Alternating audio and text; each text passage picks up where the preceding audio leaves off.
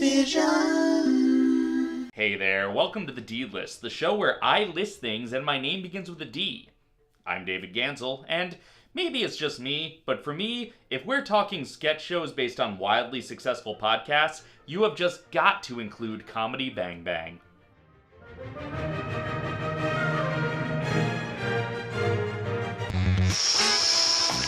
It's Comedy Bang Bang. Scott Aukerman's podcast of loose, freeform chats with comedians and characters spawned 5 seasons of the IFC series of the same name. The TV version looked like a rigidly structured talk show, but it was really a vessel for Aukerman and his team to do whatever they wanted, pandering to nobody except their own sensibilities. Can anyone be enjoying this? I don't know. I'm enjoying it. Scott and his co-host and band leader Reggie Watts, later Kid Cudi, later Weird Al Yankovic, would take their guests, both real and fictional, on absurdist journeys that primarily parodied talk shows, but stopped along the way to parody every genre of every conceivable medium of entertainment, reveling in every conceivable source of comedy as it took advantage of every single joke opportunity, from ridiculously inside baseball references that only a few people could be expected to get, all the way to the most obvious of terrible puns. The results were surreal, hilarious, and always unpredictable, resulting in a series unlike anything else on television.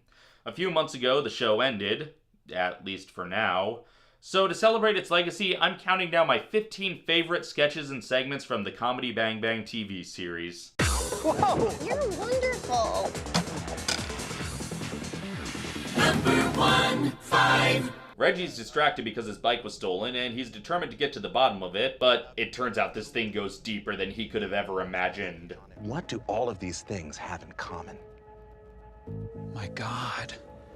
They're all crimes. Yes. They all trace back to one source. Huh. Somehow still not John Daly's most evil character. Hey! Hello! And our favorite conspiratorial procedural detectives who moonlight as talk show hosts are on the case. And they know how to use the devil's own tricks against him. Ooh, Reggie, I don't know if I should shoot the devil or not. I'm so conflicted. Whew. Hey, Aukerman, shoot him. Come on, it'll feel good. Aha! Whoa! Gotcha. Wrap it all up with Rana and Beverly as Rizzoli and Isles, and another case closed. Looks like there's a new crime-fighting duo in town making everybody feel safe, huh? Come on, Rizzoli. Let's quit. Whoa! You're wonderful! Number 4. Scott wants to hang a Billy Big Mouth Bass on the wall, but then he's reminded that there are actual talking animals on the wall, so he throws it away. But that's only the start of Billy's showbiz career. And before you know it, everyone's favorite obnoxious novelty toy is the subject of a standard rise to stardom montage. Sing it line by line, don't be anxious. Be joyful. Actually, this seems to pretty accurately reflect the inexplicable popularity the real toy once had. Also, by geek law, I am obligated to enjoy any sketch that makes this reference. Bobby! It's your cousin, Marvin. Marvin McFerrin. Man, you gotta hear this. You know what, man? I really think you should sue this fish. For ripping off your song. And I'll help you do that. Because I'm also your lawyer. That's right, Brandon Johnson. You take this case straight to Judge Chris Tallman. Enough! I've reached my decision. Seeing as the defendant is a fake fish and this entire trial is pretty stupid, I'm declaring it to be a mistrial. Awesome! No. That's bad, right? Whoa! You're wonderful! Number 3. Comedy Bang Bang may parody everything under the sun, but it is primarily a talk show parody, and sometimes the best way to parody a talk show convention is to mash it up with the conventions of another genre. During Seth Rogen's interview, he wants to show off a picture, but the cameraman is getting conflicting orders. Just a close-up on the picture?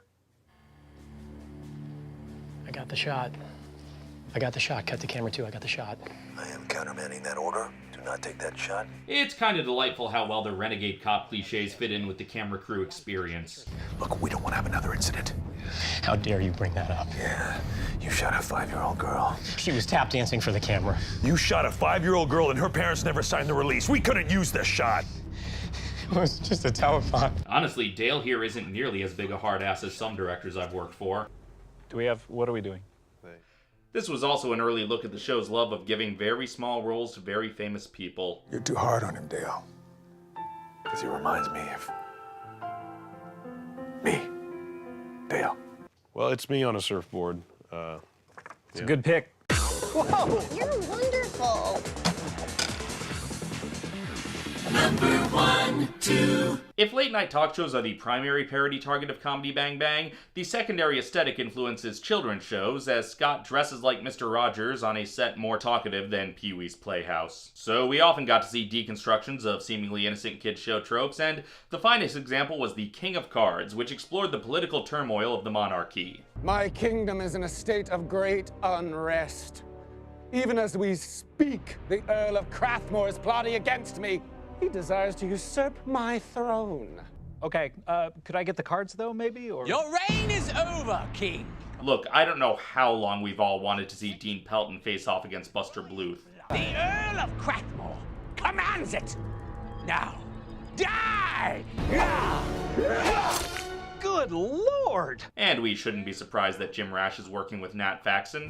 The Treaty of Brandington is no more, and now I, the Earl of Crathmore, am the new King of Cards. Whoa, you're wonderful.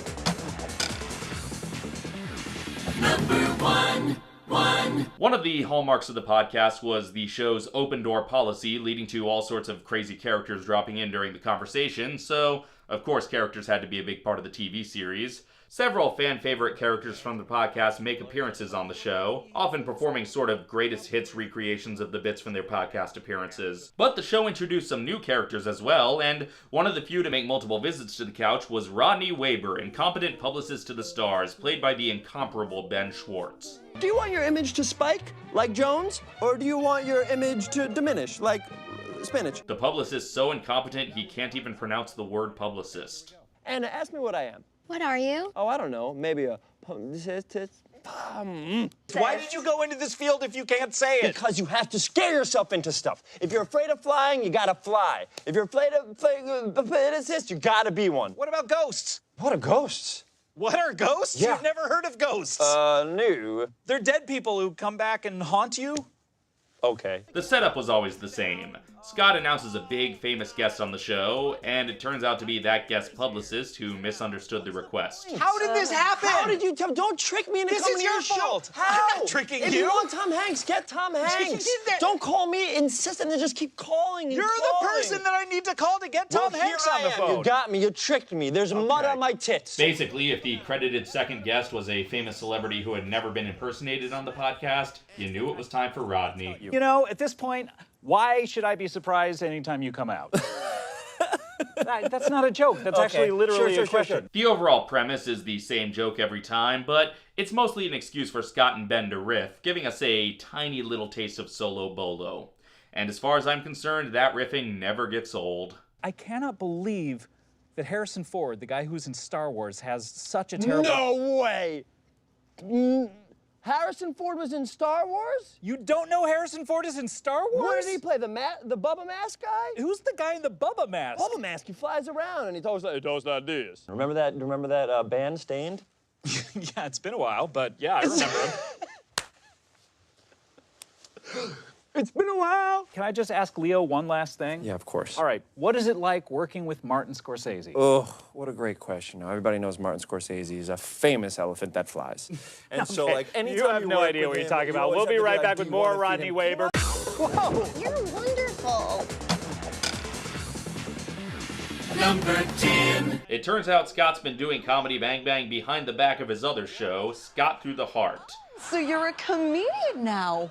Well, good news. I got you your first gig. It's in the upstairs bathroom.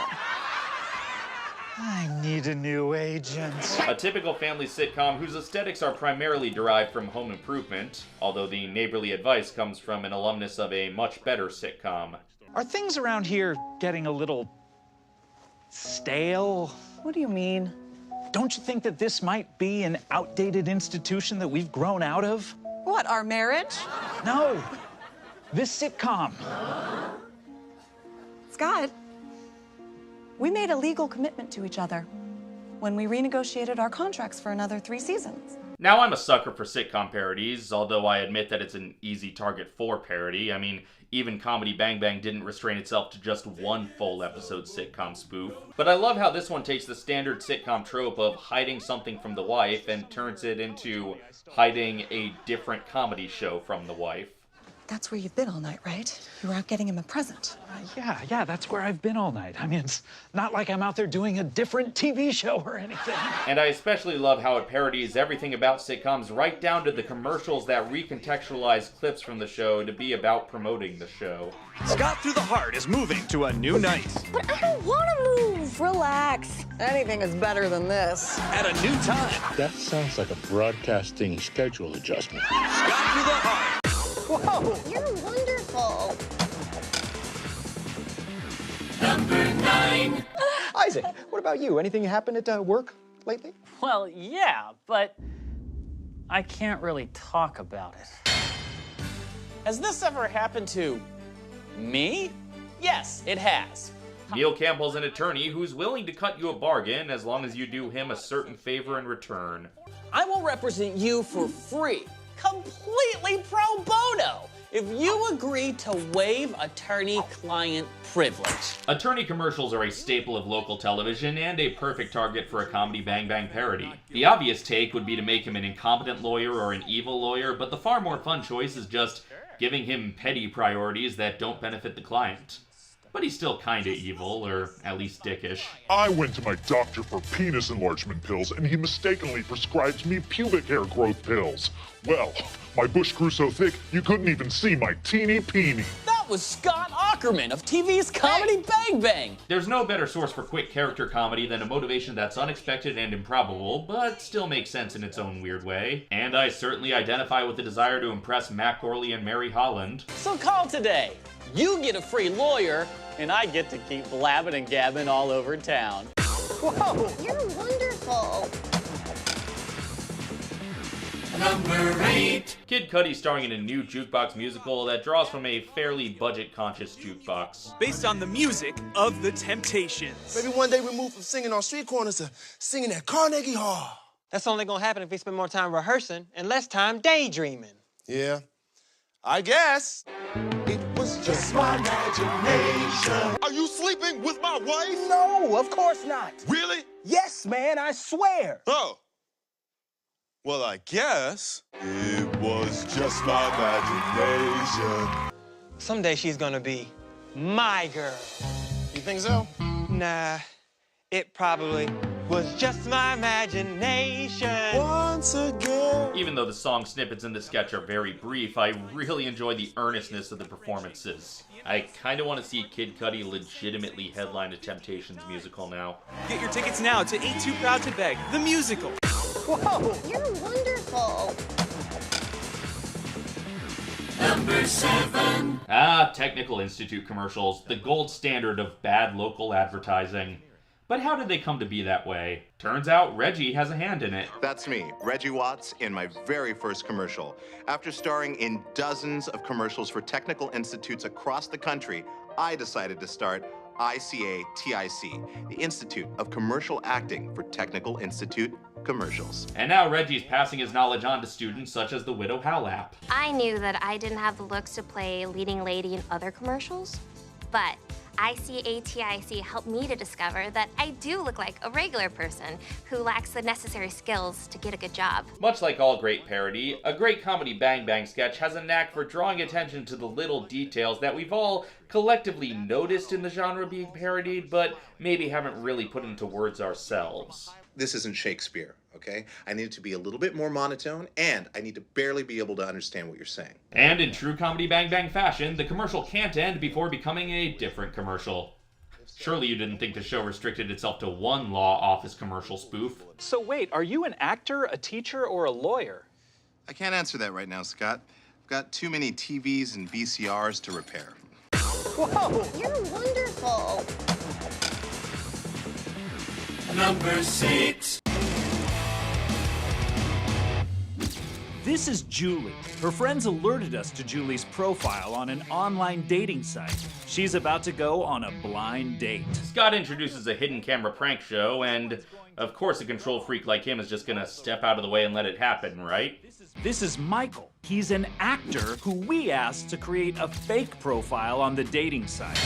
But to really ensure that this becomes a true date-zaster, we also hired another actor to play the waiter. And to make totally sure that no one in the restaurant has Julie's back, we replaced all of the normal dinner patrons with paid extras. But to make sure we really get the reactions we want, we replaced Julie with a paid actress, Sarah. To top it all off, we replaced the house musician with none other than Hollywood funny man, Weird Al Yankovic. This is the perfect example of taking a simple premise as far as it can go, and along the way we get appearances from several Earwolf favorites. And in the end, it affirms what we already knew: all reality television really wants to be scripted television. Although I'm not sure it successfully makes the case that the scripted version is better. Check, please. Just eat it. A true slice of life. Whoa, you're wonderful.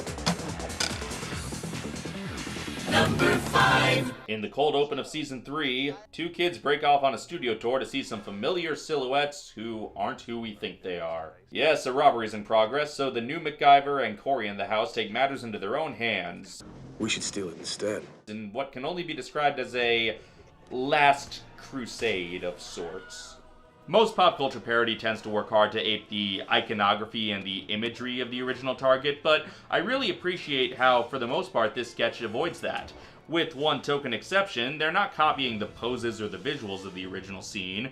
Nobody's wearing fedoras or anything. They're applying the function and meaning of the scene to the comedy Bang Bang iconography. And as a result, being knowledgeable of Last Crusade certainly helps this scene be funny, but it only really works if you're knowledgeable of this show. Who are you? Don't tell him your real name!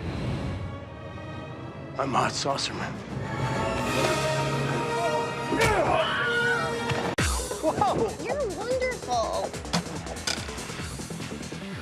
Number 4. I'm headed across the country on a search for America's best burger. And my wife's murderer. Okay, if that's not the perfect television genre mashup, I don't know what is. We like to get the fries right in the mix. It gives the burger that killer crunch. Yeah. Speaking of killers, I have a little question for you. Yeah. Do you know who killed my wife? Oh, what are you talking about? Have you ever seen this woman before? No. As long as you're being honest with me, then maybe you could tell me if this burger makes the fries soggy. Because I bet it does, doesn't it? A little bit, but, Yeah? sorry about your wife, man. That's horrible. I mean, if you're gonna drive all around the country anyway, you might as well nab 2 killers with 1 stone. Yeah, the whole burger thing is paying for me to go around the country looking for my wife's murderer, okay? Well, my brother's a private detective. He can actually help you. We can call him. There's nothing quite like an abrupt and severe mood whiplash to make a dark sketch really, really funny. Spicy! There's only so much I can say about some of these segments before I'm just explaining jokes that are already deconstructions of other jokes, but if you had just watched the show when it was on the air, I wouldn't have to tell you about it, now would I? Whoa, you're wonderful. Number 3. All 3 Comedy Bang Bang band leaders were great, and they all brought something to the table. Reggie and Cudi were great because they set such great contrasts. Reggie's understated deadpan and Cudi's coolness versus silly goofball Scott. On the other hand, Weird Al was a great co-host because of how similar he was to Scott and how close their sensibilities were to each other. And nowhere is this more apparent than the Real Food sketch. The portobello mushroom croquettes. Chef Rene utilizes delicate ingredients and expert preparation, making this plate truly a work of art. But hey, how about we get some real food? A T-bone steak from Walt Steiner in Houston. It just don't get better than this. But come on, let's get some real food. This sketch is so perfectly catered to Weird Al's sensibilities that if I didn't know better, I might think it was from an old Al TV special I forgot. Now this is, without a doubt, food as real as it gets.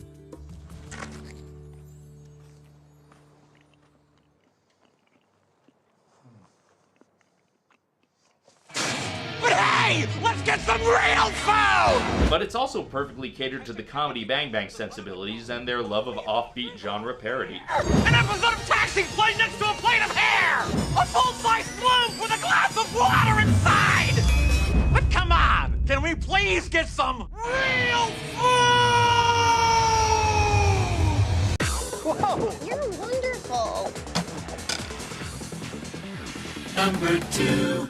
6 people, 1 house, 100% real. This is Reality House. Okay, if there's any genre more parodied than sitcoms, it's reality shows. And this one definitely parodies every reality subgenre by refusing to reveal any specific reality subgenre. Silly little birds. All in their nest. Wondering what's going to happen next. Good luck.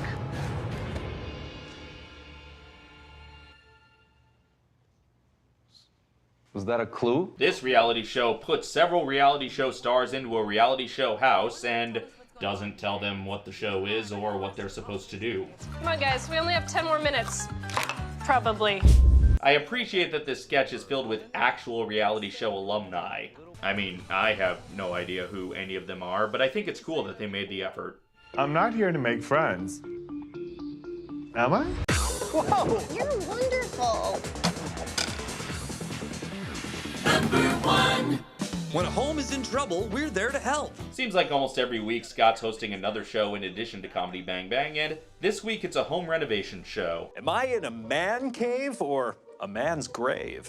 That's good. As Brian Stack desperately wants to remodel his man cave at the insistence of his wife, Catherine Reitman. Brendan's man cave is more like a man's grave. This sketch doesn't rapidly switch genres like some of them do, and the twist of the sketch is really just that the title was being completely honest. It's a teardown. It's not a teardown and build other things. But it still packs as much absurdity as it possibly can into one of the most mundane-seeming television formats. I don't see any players. Oh, no, we had a strange burglary. Yeah, that was weird. That's a TV-shaped picture frame with a caricature he drew inside. That's my friend's dad. Let's check out your Playboys, huh? Oh, no, Scott, those are Pray Boys, the Christian-themed youth magazine. Do you jack off to this or something? No, man, that is sick. I don't think any Comedy Bang Bang fan can hear the phrase man cave without immediately going, It's more like a man's grave. No! And there you have it, my very favorite segments from the 5 seasons of Comedy Bang Bang. Now, I still love the podcast, and as far as I know, that's not going away anytime soon, but I will always cherish this weird little television show as something truly unique in the entertainment landscape. So, what were some of your favorite segments, sketches, and characters that I neglected to mention? Let's discuss them in the comments, and until next time, this is Dave signing off. Bye! Comedy Bang Bang. Comedy Bang Bang.